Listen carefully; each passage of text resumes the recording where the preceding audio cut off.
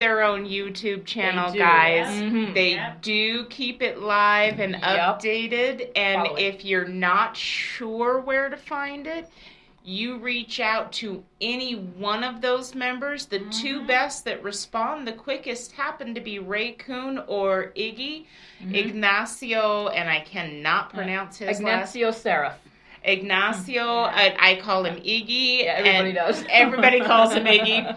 That they are amazing people. 100%. They are so happy to sit and talk. They're great. Oh yeah, I'm looking so forward to this interview finally. So the bummer of that lineup is you're missing, for that particular lineup, that sound. Because that's how I build how I build a lineup is based on the sound I'm looking for. Yeah. The one band they're missing is Sectus.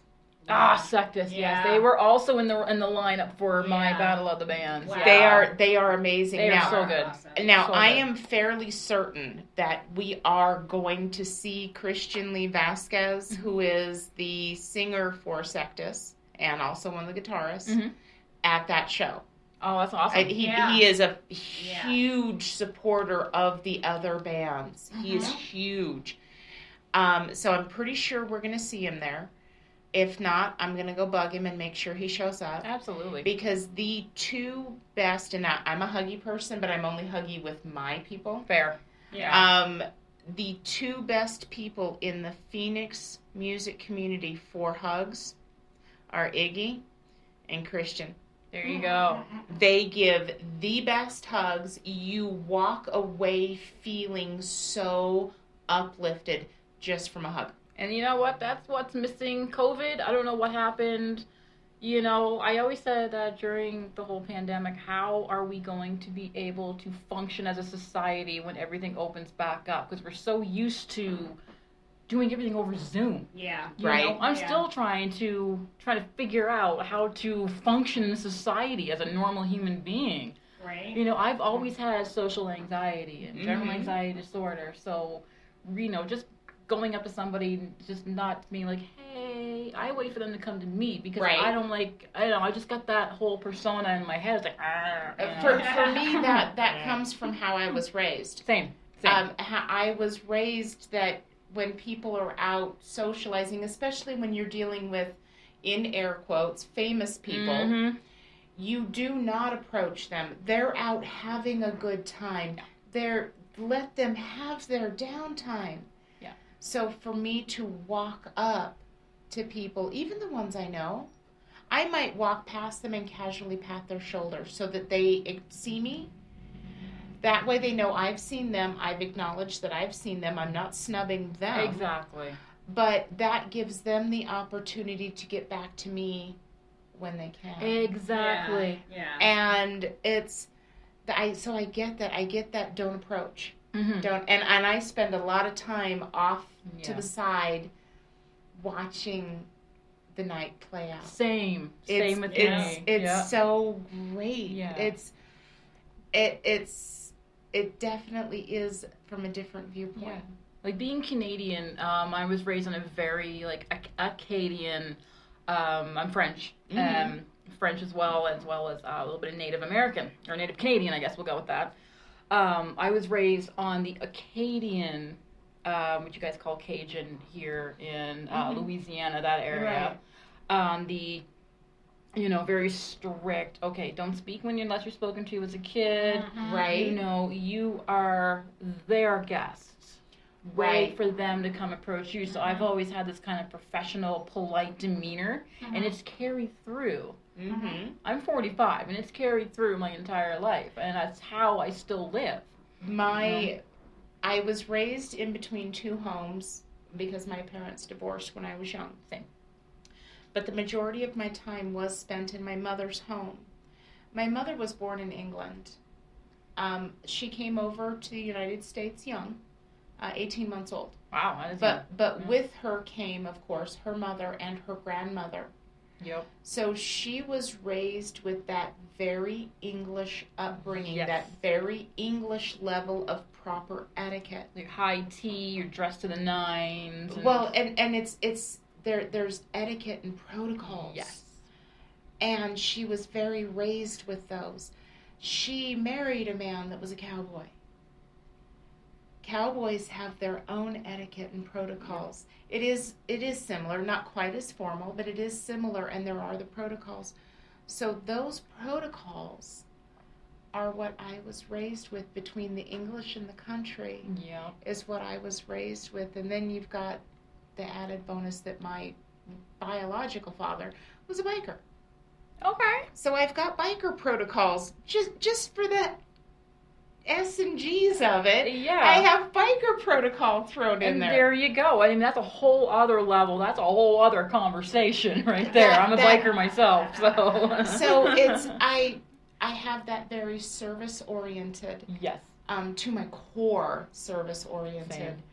And I have that polite, that almost like a regimental politeness, almost like a, if you want to call it like a Sacred Heart school style. You're very raised, and this is how you are. This is how you must be.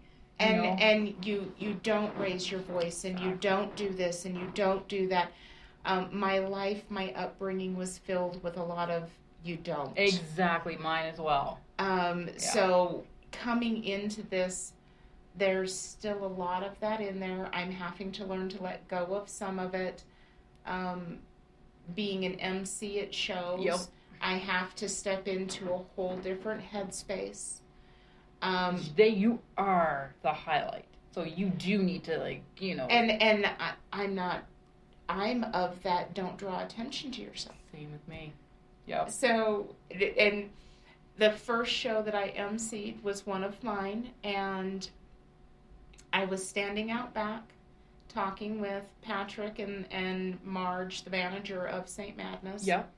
And I was dealing with that, and Patrick looked at me and he says, "You're MCing, right?" And I looked at him and I said, "Yes, sir, I'm MCing, and I really hate it." And he says, "Why?" I said, "Sir, I get up on that stage and I shake, and I'm pretty sure you can hear it in my voice." And he looked at me and he says, "Picture them all naked." And I started laughing and I went, "Ew, no, brain bleach." Yeah, nobody needs that. I'm sorry. If people want to say that, just don't. Sir, brain bleach. And so I got out there and went and did my thing, and it was time to introduce St. Madness. And I, did my MC thing in introducing St. Madness. At that point, I still wouldn't step on the stage. I stayed down on the floor and had them hand me a mic down. Yeah. I have now gotten to the point that I can get up on stage and do this.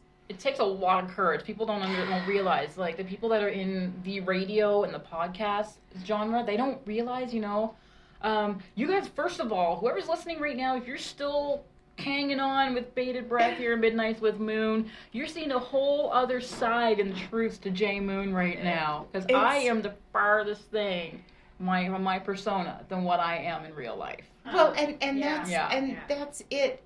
And it's easier what we do. What you and I do is we're sitting there as a podcaster. It's easier. We're behind a computer.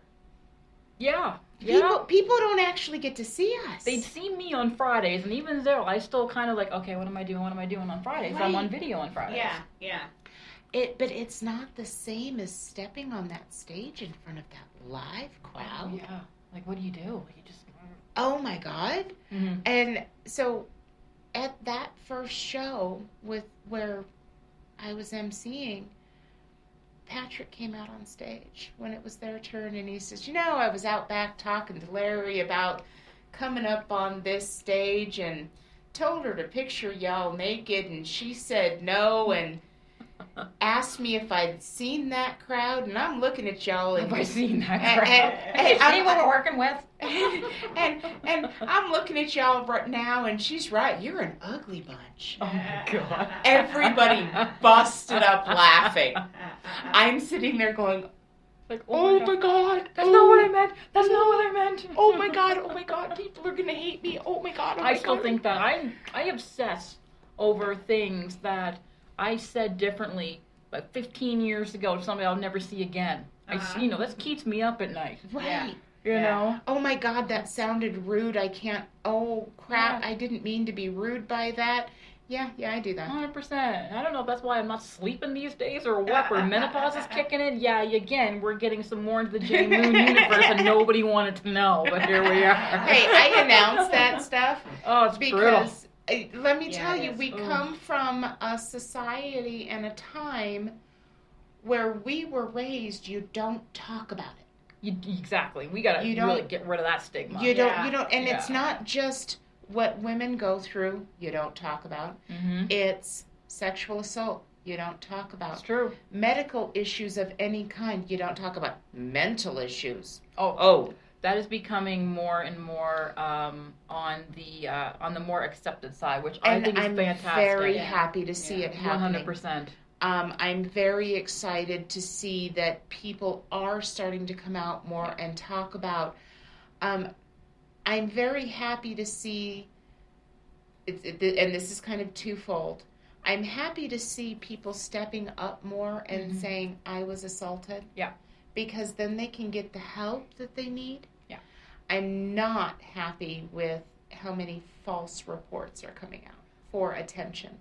Yeah, I agree with that. Because that can ruin somebody. Absolutely. Even an accusation can ruin somebody's life. And one thing, this is a whole other, we're kind of getting off topic a little bit, this is a whole other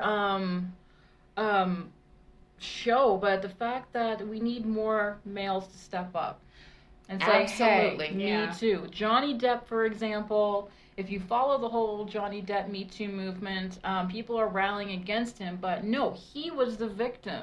Yeah. He was the victim. It's coming to light, and it's now being recognized that men need to speak up too. Yeah. Why would they need that healing any less than a woman? Exactly, because the guys, muscles, the breadwinners, but that needs to go. One of my partners, because yes, I am poly. One of my partners, I will ask him how he's doing, or I'll see he looks like he's not doing right. Yeah. And I'll ask him, baby, how are you doing? Mm-hmm. And he's learned, because when we first started dating, it was, I'm fine. Always, I'm fine, I'm good. I'm fine. Yeah. Then he started looking at me and he says, do you want the Ranger answer or do you want the real answer? Yeah. And I'm like, you know which one I want. I want the real answer. Yeah. What's wrong? And he'd hurt his shoulder. Mm-hmm. Well, I'm not a professional masseuse, but I'm pretty decent. I could help him with that instead of him just being in pain. Exactly. But men have been raised, I'm fine.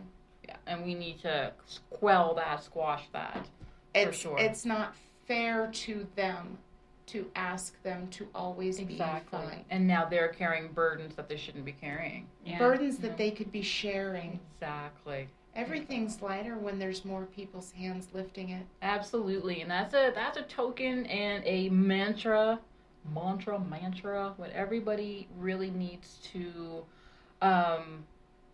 adhere by. We need more people to say, hey, I'm not feeling well. Okay, why? Talk about it. Let's talk about it. Yeah. But I know we're kind of getting a little bit off topic here. We're just about to wrap up for the hour. Absolutely. So we have so much. We have Roar go out, because we got some snippets on Midnights with Moone here. We got some bits from the interview highlights that we're going to be showcasing throughout this hour on Midnights with Moone. And I'm calling I'm going to call in a personal favor. Jim, and I haven't even earned the right to call in a personal favor from Jim Chapman yet, but I'm calling in a personal favor. Once you have done that official video release, I will wait that long, I promise. I'll wait that long for you. But once you've done that official video release, would you please send Jay and I the link so that we can both help release that for you? Oh, it's fantastic. Yeah, it is. Absolute amazing video. Oh my god. Freaking love it. Yeah, I am getting goosebumps right now. So if I'm getting goosebumps from a video, I've been in 2 music videos before in my time. Nothing at the caliber of that professionalism. Yeah. It is amazing, and if you have not seen it, have not heard of this legendary Denver band, Roar, you need to go to the video release party. I will leave a link on Midnights with Moone and where you can